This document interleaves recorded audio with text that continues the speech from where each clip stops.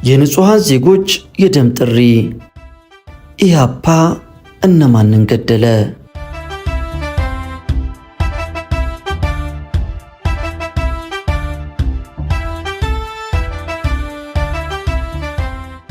በዚያ የጭንቅ ዘመን በ1990ዎቹ ዓመታት መጨረሻና በ1970ዎቹ ዓመተ ምህረት መጀመሪያ በአራቱም ማዕዘናት በሀገራችን ምድር የሰው ልጅ በሰላም ወጥቶ በሰላም ወደ መኖሪያ ቤቱ መግባት የማይችልበት ደረጃ ላይ ተደርሶ ነበረ። ያ ጊዜ፣ ያ የጭንቅ ዘመን የንጹሃን ዜጎች ደም እንደ ጎርፍ በየቦታው ፈሶ ነበረ። ለመሆኑ ምን ተፈጥሮ ነው በ1960ዎቹ ዓመታት መጨረሻና በ1970ዎቹ ዓመተ ምህረት መጀመሪያ አካባቢ የጭንቅ ጊዜ የሆነው ለምንድን ነው? ለታሪክ ማስታወሻነት ለዛሬ ይዘንላችሁ ቀርበናል። አብራችሁን ቆዩ።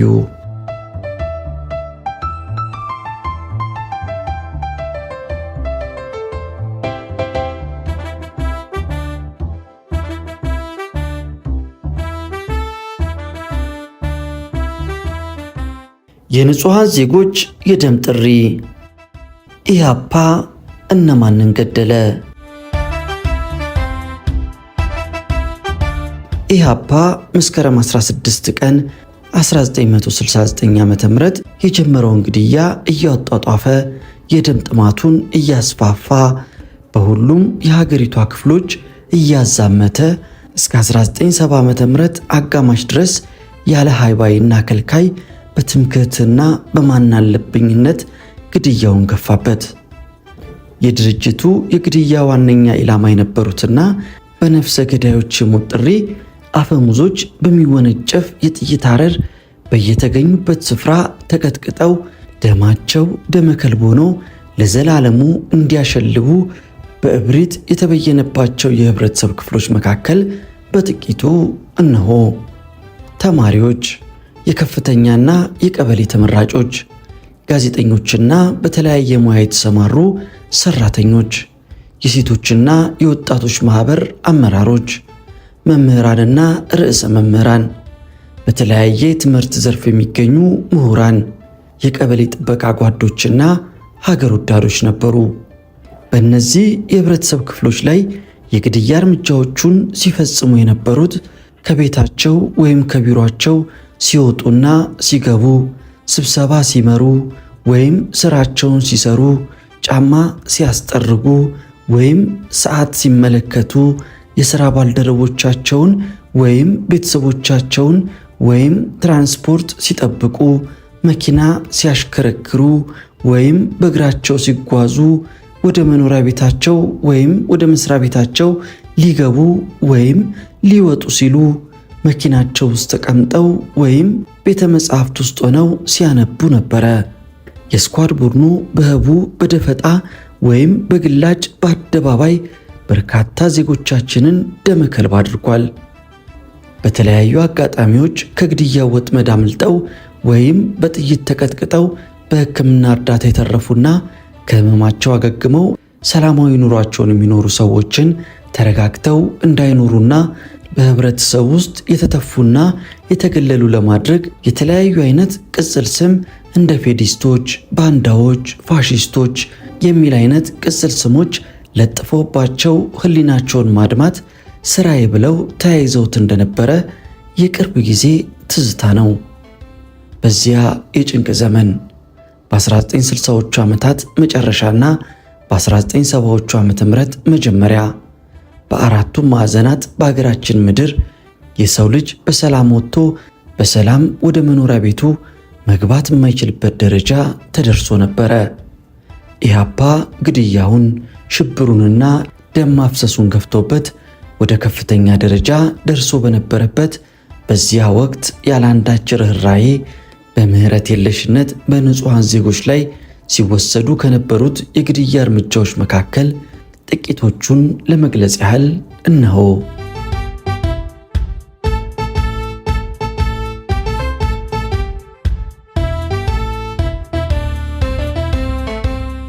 አንደኛ፣ የአዲስ አበባ መድኃኔዓለም ሁለተኛ ደረጃ ትምህርት ቤትን የመግቢያና የመውጫ በር ዘግተው ለትምህርት የገቡ ተማሪዎች ከግቢው እንዳይወጡ ቃፊራ ቆመው በትምህርት ቤቱ የስብሰባ አዳራሽ ውስጥ ተማሪዎችን አስገብተው በሩን ከረቸሙት። በሩ ተከርችሞባቸው ከተሰበሰቡት ተማሪዎች መካከል የደርግ ደጋፊ የሆኑ የኢህአፓን ድርጅት የሚያወግዙና አባሎቻችንን ጠቁመው የሚያሳስሩ ተማሪዎች በመካከላችን ስለሚገኙ እነዚህን ጆሮዎችና ባንዳዎችን በዛሬው ዕለት ተጋልጠው በአደባባይ ቅጣታቸውን ማግኘት ይኖርባቸዋል። ባንዳዎችና ጆሮዎች ዛሬ ከተቀጡ ለሌላው ሰባቂ ትምህርት ይሆናል። ስለዚህ ከአሁኑ ሰዓት ጀምሮ መድረኩ ለጥቆማ ክፍት ነው። ድርጅታችንን የሚያወግዙ ወይም የሚጠሉ አባሎቻችንን እየጠቆሙ የሚያስይዙ ወይም የሚያሳስሩ ተማሪዎችን አሁኑኑ አጋልጡ በማለት በመድረክ ላይ ያሉ ተማሪዎች ተሰብሳቢዎቹን አስጨነቋቸው። እንደ ሲኦል በከበደና እንደ ሰማይ በተንጣለለ ሰፊ አዳራሽ ውስጥ ሲጥ ብሎ ከሞላው ተማሪ መካከል እገሌ ባንዳ ነው፣ እገሌ ፌዲስት ነው፣ እገሌ ደግሞ ጆሮ ጠቢ ነው ብሎ ስም የሚጠራ ሰው አልተገኘም። ከተሰብሳቢዎች ውስጥ የሚጠቁም ሰው ስለጠፋ ከሰብሳቢዎቹ መካከል አንዱ ተማሪ ዳንኤል መሸሻ ሲል ጮክ ብሎ ተጣራ። ተማሪ ዳንኤል መሸሻም በበድን ስሜት ሆኖ አቤት እያለ አማራጭ በማጣት ወደ መድረኩ ወጣ። ወዲያው መድረክ ላይ የነበሩ ተማሪዎች በጩቤ ወጉት፣ እያጣደፉ በቦክስ ደበደቡት፣ በእርግጫም ረገጡት፣ የማርያም ጠላት ብለው ቀጠቀጡት። ይህ ሁሉ ግፍ በወጣት ዳንኤል መሸሻ ላይ ሲፈጸም ስብሰባ አዳራሽ ውስጥ ከተሰበሰቡ ተማሪዎች መካከል የተቃውሞም ሆነ የድጋፍ ድምፅ የሚያሰማ ሰው አልነበረም። በዚያ ሁሉ ተማሪ ፊት ወጣት ዳንኤልም ስቃይ በዝቶበት ምድር ላይ ተዘርሮ ሊሞት እያጣጣረ ሲያቃስት መሬት ለመሬት እየጎተቱ ከአዳራሽ አወጡት። በትምህርት ቤቱ ግቢ ውስጥ ወደ ነበረ ዛፍ ወሰዱት። ጠንካራ ከሚሉት ዛፍ ላይ ሰቀሉት። ሕይወቱም በአሳዛኝ ሁኔታ ከመቅስፈት አለፈች። ተማሪ ዳንኤል በጩቤ ሲወጋ፣ በቦክስ ሲቀጠቀጥ፣ በእርግጫ ሲረገጥ፣ ዛፍ ላይ ሲሰቀልና ሲንጠለጠል በግቢ ውስጥ የነበሩ ተማሪዎች ተቃውሞ ያለማሰማታቸውና በዝምታ መዋጣቸው በወቅቱ የኢህአፓ ድርጅት አባላት ትምህርት ቤቱን ተቆጣጥረውት እንደነበረ፣ ተማሪዎቹም ድርጊቱን ብንቃወም የወጣት ዳንኤል ዕጣ ይደርስብናል ብለው በፍርሃት ተሸብበው ስለመሆናቸው አመላካሽ ነው።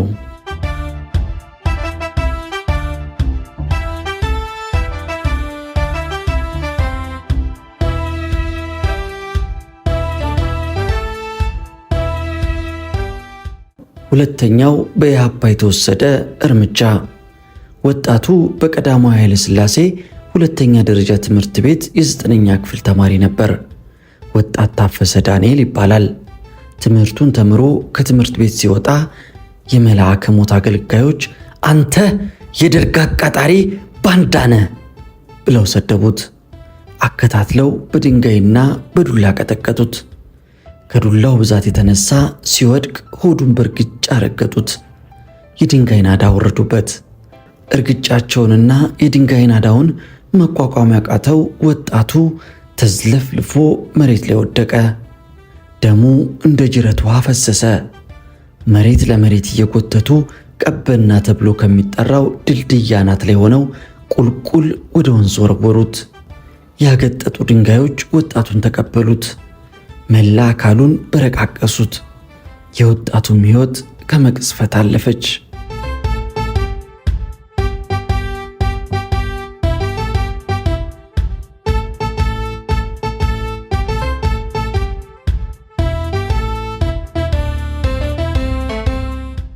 በኢህአፓ ከተወሰዱት እርምጃዎች ሶስተኛው ደግሞ እነሆ። የአዲስ አበባ ንግድ ሥራ ትምህርት ቤት ወይም ኮሜርስ ተማሪ የነበረች ወጣት ናት። ሀና ገለቴ ትባላለች። የዕለት ትምህርቷን አጠናቃ እንደ ወትሮዋ ከኮሌጁ ግቢ እየወጣች ነበረ። አድፍጦ ሲጠባበቅ የቆየው የኢህአፓ ስኳድ ኮማንደር ሰለሞን ተሰማ አከታትሎ በሁለት ጥይት መቶ ገደላት። በአራተኛ ደረጃ በኢህአፓ የተወሰደ እርምጃ። የአዲስ አበባ ተግባረድ የሙያ ትምህርት ቤት ተማሪ ነበረ። ወጣት ደረጀ ታሪኩ ይባላል። ሲጠብቁ የነበሩ የኢህአፓ ስኳዶች አባላትን እየጠቆምክ ታስይዛለህ ብለው ይጠይቁት ጀመረ።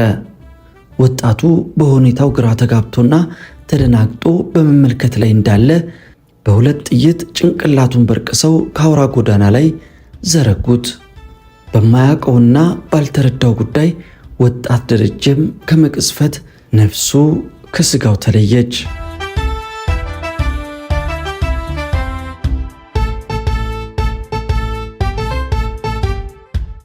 በአምስተኛ ደረጃ በኢህአፓ የተወሰደ እርምጃ። ስፍራው በሸዋ ክፍለ ሀገር በየረርና ከረዩ አውራጃ በአድአ ወረዳ ደብረ ዘይት ከተማ ነው። ሰውየው ዶክተር ኢንጂነር ወንድሙ ይባላል። የምህንድስና ሙያ ምሁር ነው። የጀግኖች አምባ ህንፃን በማሰራት ላይ እንዳለ ነበር የኢህአፓ ስኳድ ኮማንደሮች በጥይት ተኩሰው የገደሉት። ከገደሉት በኋላ በዶክተር ኢንጂነሩ ሞት ባለመርካት አስክሬኑን ረገጡት፣ በድንጋይ ወገሩት፣ በዱላም እየደበደቡ ምራቃቸውን ይተፉበት ነበር። ይህንን ከእምነታችንና ከባህላችን ውጪ የሚደረገውን ድርጊት በአርምሞ ሲመለከቱ የነበሩ አንድ ዕድሜ ጠገብ አዛውንት አስክሬን ሲቀጠቅጡና ሲተፉበት ከማይ አምላኬ ሆይ የወላድ ማኅፀን ብትዘጋ ይህንን ከምታሳየኝ ብትወስደኝ ይሻላል በማለት ስሜታቸውን በሐዘን ሲገልጹ ተደምጠዋል። ገዳዮቹ የፈጸሙት ጭካኔ የደም ጥማታቸውንና የሲኦል ጋሻ ጃግሬነታቸውን ያረጋገጠ ሆኖ አልፏል። በአካባቢው የነበሩ የዓይን እማኞች በዶክተሩ ላይ የተፈጸመው አሰቃቂ ግድያና በአስክሬኑ ላይ የደረሰው በደል ፈጽሞ ከሀገራችን እምነትና ባህል ውጪ ነው እያሉ እየተቆጡ ሲያለቅሱ እንደነበረ ተስተውሏል።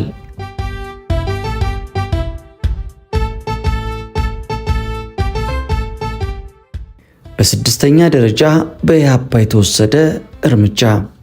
ጋዜጠኛ ወይዘሮ ሸዋሉሉ መንግስቱና ጋዜጠኛ ዮሐንስ ለማ ይባላሉ። የደርግን ስርዓት ታራምዳላችሁ፣ ኢህአፓን ታወግዛላችሁ ተብለው ማስጠንቀቂያ ደርሷቸውም ነበር። ጋዜጠኞቹ ግን ኢህአፓን አላወገዝንም፣ የደርግ ስርዓትንም አልደገፍንም፣ የጋዜጠኝነት ሙያ የሚፈቅድልንን ስራ እየሰራን ያለነው ብለው እንደገለጹ የሥራ ባልደረቦቻቸውና ኃላፊያቸው የነበረው አንጋፋው ጋዜጠኛ ታደሰ ሙሉነህ በአንድ ወቅት በሐዘን ስሜት ተውጦ መናገሩ ይታወሳል። ወይዘሮ የሸዋሉሉ መንግስቱ በኢህአፓ ጥርስ ውስጥ የገባችው በከፍተኛ አንድ የቀበሌ 03 ሊቀመንበር ሆኖ እንድታገለግል የቀበሌው ነዋሪ ህዝብ ስለመረጣት ነበር። የመረጣትን ህዝብ በታማኝነትና በቅንነት ማገልገሏ ደግሞ ለሞቷ ሁለተኛ ምክንያት እንደሆነ ተገልጿል። ይህንን እውነታ የገለጸው የከፍተኛ አንድ ነዋሪና የህዝብ ድርጅት ጉዳይ ጊዜያዊ ጽሕፈት ቤት ካድሬ የነበረው ጓድ አደፍርስ ነቅንቄ ነበረ። ይኸው ጓድ ወይዘሮ ሸዋሉሉ በጥይት ተበሳስታ በሞተችበት ወቅት እርሱም ከሚኖርበት ቤትና ከሚሰራበት መስሪያ ቤት እየተደበቀ በአሳቻ ሰዓት እየገባና እየወጣ ሕይወቱን እንዳተረፈ አውግቶኛል። እንዲሁም ጓድ ሸዋሉሉ መንግስቱ በጥይት ተበሳስታ በሞተችበት ወቅት እርሱም በኢህአፓ ስኳዶች በተተኮሰ ጥይት ተመቶ ሆስፒታል እንደነበረ የነገረኝ ደግሞ ስሙን ያልገለጽኩለት የከፍተኛ አንድ የህዝብ ተመራጭ የነበረ 10 አለቃ ነው። ወይዘሮ የሸዋሉሉ ወደ መደበኛ ስራዋ ለመግባት ስታሽከረክር የነበረውን መኪናዋን አቁማ ደፋ ቀና እያለች ባለችበት ወቅት በጥይት እንደደበደቧትና እንደገደሏትም በቁጭት ገልጾልኛል።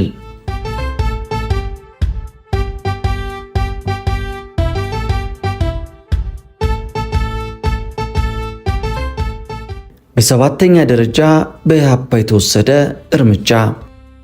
በአዲስ አበባ የዳግማዊ ምኒልክ ሁለተኛ ደረጃ ትምህርት ቤት ዳይሬክተር የነበሩት አቶ መኮንን ሸገኔና የመድኃኔዓለም ሁለተኛ ደረጃ ትምህርት ቤት ዳይሬክተር የነበሩት አቶ ፍቃዱ ኡርጋዎ ትምህርት ከድል በኋላ የሚለውን የኢህአፓ መፈክር ተቃውሟቸዋል በሚል ምክንያት ብቻ በኢህአፓ ስኳድ ኮማንደሮች የጥቃት ሰለባ ሆነዋል።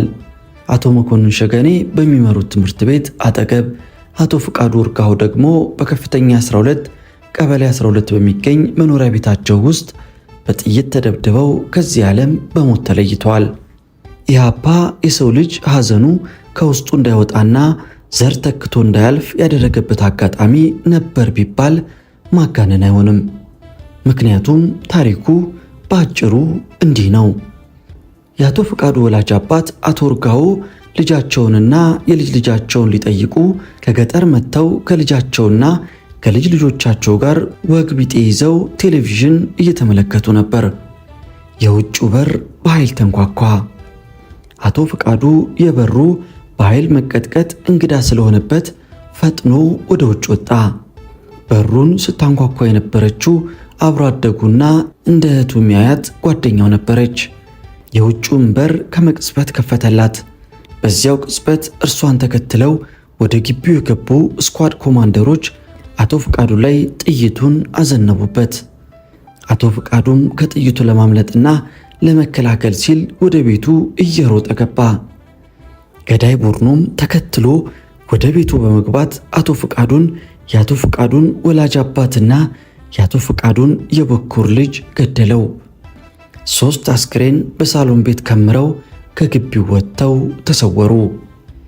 በአንድ ጀንበር መኖሪያ ቤታቸው ውስጥ የተገደሉት አቶ ፍቃዱ ወላጅ አባታቸው አቶ ኡርጋዎ፣ የአቶ ፍቃዱ የበኩር ልጅ በቀድሞ አጠራር በከፍተኛ 12 ቀበሌ 12 ክልል ውስጥ በሚገኘው አቦ ቤተክርስቲያን ፊት ለፊት በሚገኘው ስፍራ ሐውልታቸው ቆሞ በምስክርነት ይገኛል።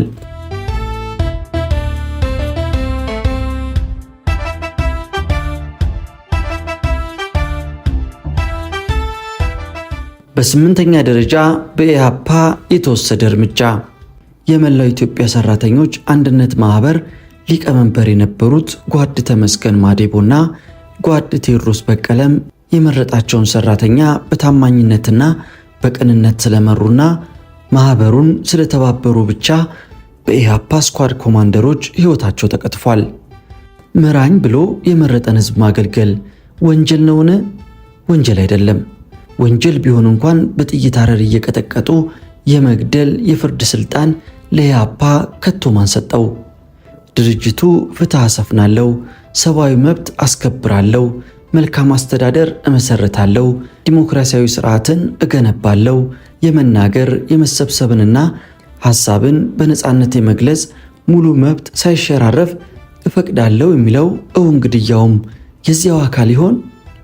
እነዚህ ሁለት የሰራተኞች ማህበር ሊቃነ መናብርት እንዲገደሉ የተበየነባቸው የሰራተኛ ማህበሩን በሊቀመንበርነት ትመራላችሁ፣ የደርግ ስርዓትን ትደግፋላችሁ፣ ኢህአፓን በአደባባይ ትኮንናላችሁ ተብለው እንደነበረ በወቅቱ መግለጹ አይዘነጋም። ከመስከረም 13 ቀን 1969 ዓ.ም ጀምሮ እስከ 1970 ዓ.ም አጋማሽ ድረስ ያለው ወቅት የኢህአፓ ስኳድ ኮማንደሮች የሽብር ግድያ በስፋትና በጥልቀት የተጧጧፈበት ሲሆን የቀበሌ ነዋሪ ህዝብን ያስተዳድራሉ፣ የሰራተኛ ማህበርን ይመራሉ፣ የፖለቲካ አመራር ይሰጣሉ የተባሉ ሰዎች ያለ ርኅራኄ በጥይት አረር እየተመቱ ተገድለዋል። ከፊሎቹ ለአካለ ስንኩልነት ተዳርገዋል። በስጋት ከሀገር ውጪ ወደ ባዕድ ሀገር ተገደው የተሰደዱትም ቁጥር ቀላል አልነበረም። በዚህ ሁሉ ኢህአፓ ዛሬም አንገቱን በሀፍረት አልደፋም፣ አልተሸማቀቀም።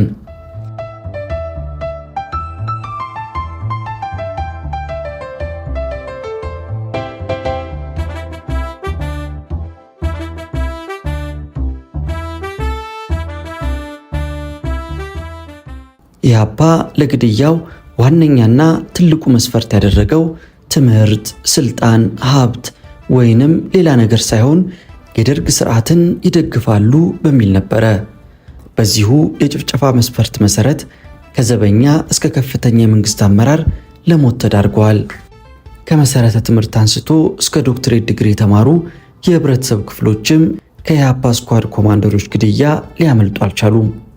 በወቅቱ የሰው ልጅ ከመኖሪያ ቤቱ ጠዋት በሰላም ወጥቶ ማታ በሰላም ስለመመለሱ ዋስትና አልነበረውም።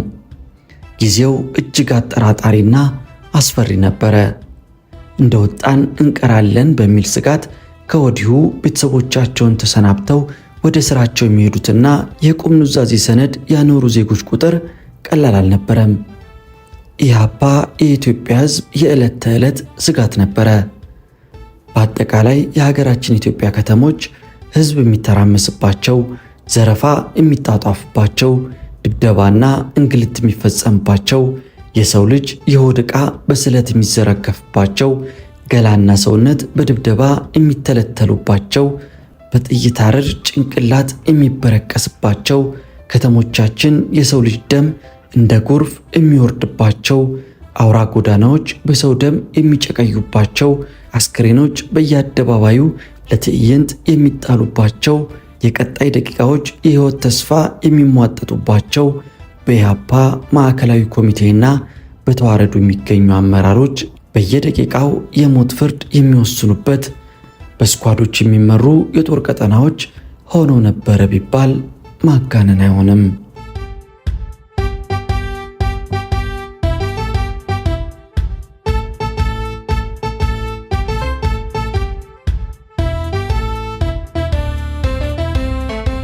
የንጹሃን ዜጎች የደም ጥሪ። ኢህአፓ እነማንን ገደለ? ለዛሬ ለታሪክ ማስታወሻነት አቀረብንላችሁ። ታሪኩን ያገኘነው ስኳዶቹ ከሚለው ከመስፍን በቀለ መጽሐፍ ላይ ነው። ለዛሬ በዚያ በቃን። ይህም የኢትዮጵያ ታሪክ ነው።